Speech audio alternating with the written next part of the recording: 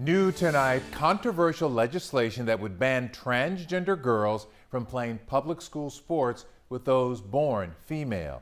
But what some see as a safety issue, others are calling it discrimination. Jason Miles talking to both sides tonight. Whether publicly addressing a state Senate committee, I am a transgender and non-binary Texan, or speaking with me, were you surprised by the 5-2 vote by that committee?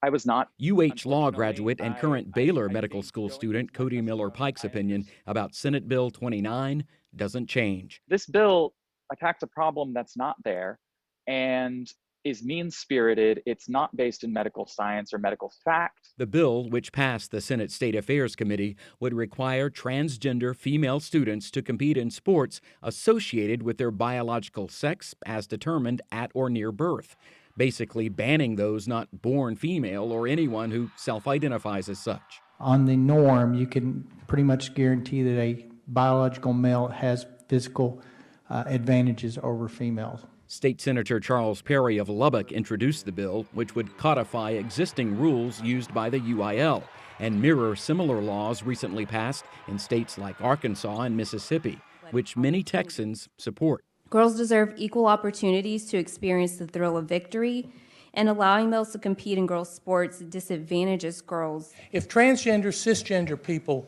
would like to compete, do we create a different division for them?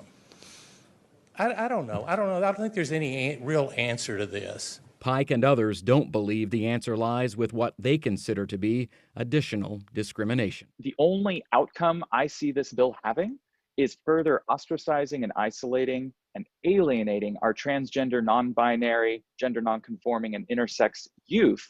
In Houston, Jason Miles, KHOU 11 News.